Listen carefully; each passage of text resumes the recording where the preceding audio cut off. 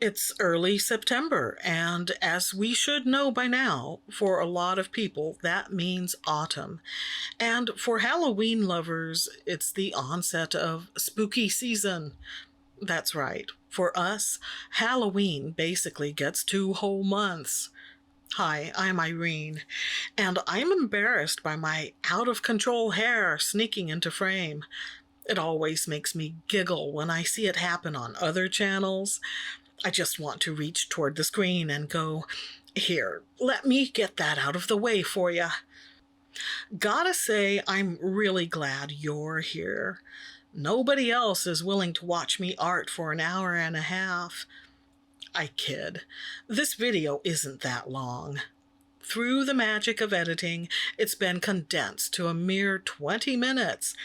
You get to see both the sketching and the painting processes in double time and riddled with cuts aplenty. Whether that's a pro or a con, you decide. To help set the seasonal mood, I brought in my irresistibly witchy mug, and I would have included a dish of Brock's Autumn Mix candy corns, but producer Mike and I already finished those. This is the first in a series of 3 creepy character portraits in watercolor. Using my loose concept sketch as reference, I lightly drew the design onto Arch's cold-pressed watercolor paper. I simply cut a 10 by 14 sheet in half to get a more manageable 7 by 10 piece. The ruler work was to make sure there was space for a border. Both a graphite pencil and a colored pencil were used for this part. Now, for some backstory. Recently, producer Mike and I learned how to play the board game Horrified. So when it came time to plan video content for September 2023, I decided to use that experience as inspiration. With Horrified, you can have 1 to 5 players who work together to defeat the monsters. Those monsters are classic Universal Studios characters: the Wolfman, the Mummy, Dracula, the Invisible Man, the creature from the Black Lagoon, Frankenstein, and the Bride of Frankenstein. It took a while to figure out how to play and what to do with all of the many game pieces, but it's actually explained really well in the included materials. Plus, there are plenty of helpful how-to videos out there. We've played it several times, and if I were to rate its fun factor on a scale of 1 to 10, Horrified would get a 7/8. The art design is one of its strong points. As for difficulty level, you can go easy by only having 1 or 2 monsters on the board, or you can make it more challenging by taking on 3 or 4 monsters. Our playing sessions so far have only involved 2 monsters and have taken about an hour to complete. By the way, that's not coffee in the mug. It's black tea. My own personal blend. 1 bag of Bigelow Constant Comment, 1 bag of Market Spice Cinnamon Orange, a packet of sweetener, and some non-dairy creamer. Voila, the Inkworks special. On the subject of vampires, I have a soft spot for Francis Coppola's 1992 movie, Bram Stoker's Dracula. It's something of a guilty pleasure because, along with a big studio, big money, big stars, and big director, it was kind of a big mess. It's gorgeous to look at, but at the same time, I have issues with the plot, the dialogue, the acting, and the editing. For every good thing, there's a questionable thing to counteract it. Got great sets and costuming? Well, you've also got actors adopting cringy foreign accents. Got creative camera work? Cool. But the guy playing Van Helsing sometimes acts like he's the villain. So at one end of the vampire movie spectrum, you've got overblown and stylish. On the other end, it hardly gets more independent and low budget than I Had a Bloody Good Time at House Harker, a fun horror comedy from 2016. I believe Kickstarter had a hand in making it happen. I mean, you hear those words, so you go in with minimal expectations, right? Then you're pleasantly surprised by the humor and creative storytelling, so you recommend it to friends, and they go in with high expectations and end up disappointed. It's a vicious cycle, an allegory, if you will, reflecting reflecting the ups and downs of the vampiric condition, the feast or famine nature of a brutal blood-sucking diet.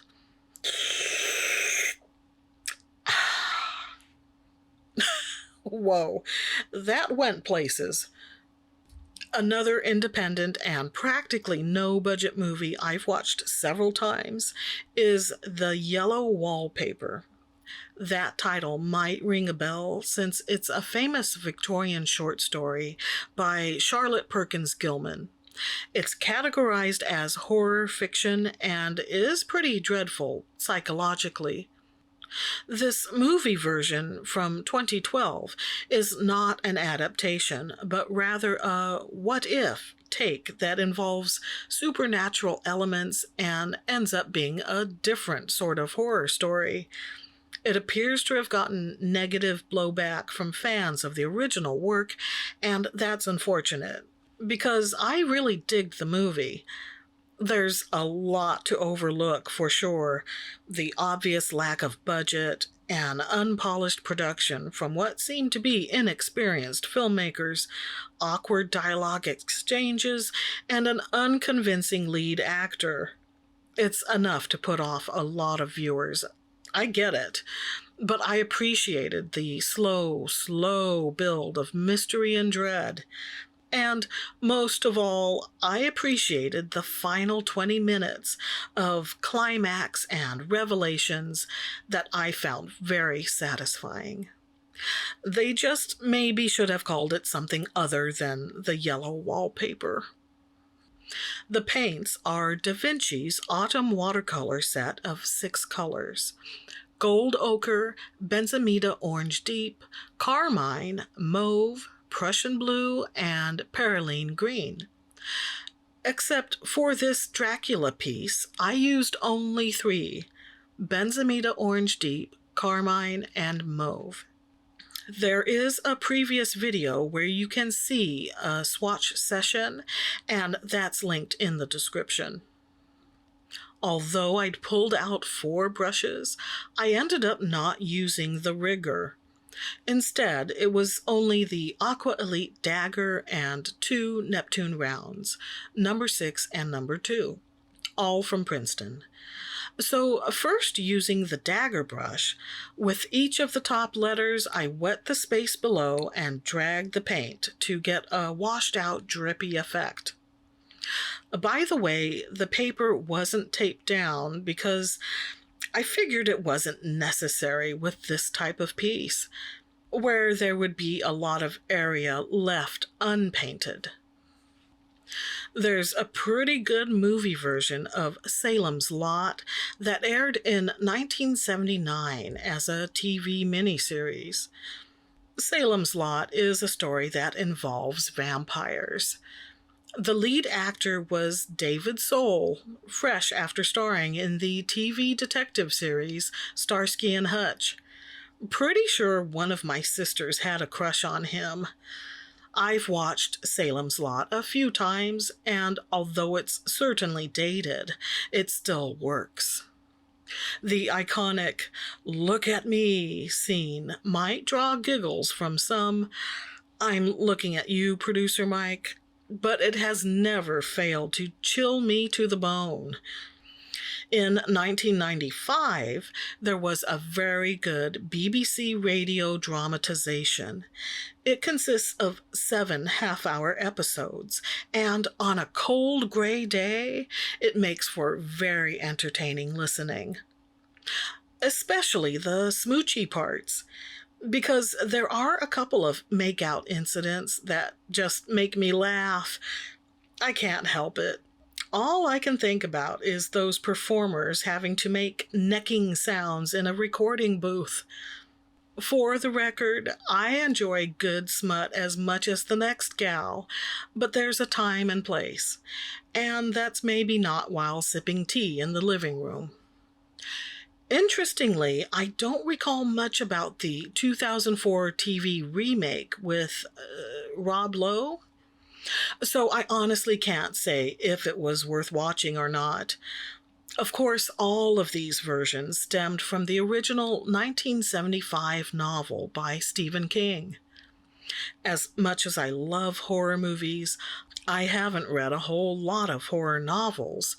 Many short stories, yes, but not so many novels. So my experience with King's literary works is not particularly extensive, but I've consumed a good sampling of it. Of the 10 or so King books I've read, my favorites are Pet Sematary, which is the scariest book I've ever read, and Dolores Claiborne, which is one of the best books I've ever read. Dolores Claiborne was about real-life horrors, but the whole dust bunnies thing sure gave me some ghostly heebie-jeebies. Now, I've also heard of yet another film version of Salem's Lot that was supposedly finished a year ago, but has yet to be released, for some reason. Mysterious. The bottom text was filled in a more straightforward, blocky style, using the number 6 round. Not sure what made me go monochromatic for this series, but looking at this piece now, it makes me think of poster art. I like that. Many artists worry over finding their style. In my fantasy world, I'm equally capable of taking on any and all subjects, techniques, and styles. But in the real world, my abilities are limited. So when I plan a project, I ask myself, does this play to my strengths, or will it be a major challenge? Because sometimes I want one, and sometimes I want the other. Grabbing the dagger brush once more, I laid down a wash over the face and hair, focusing on the areas where I wanted shadows. With this technique, there's a certain amount of randomness, but I didn't want to fuss around too much with that layer, because I anticipated plenty of detailing in the next stage. At some point, I switched to the round brushes. Princeton's Neptune brushes are wonderful. They're synthetic squirrel hair and so soft and thirsty. But I couldn't help wishing I had some Aqua Elites in the same sizes. I actually have an Aqua Elite in a number 10 round, but it would be nice to have a couple more in smaller sizes.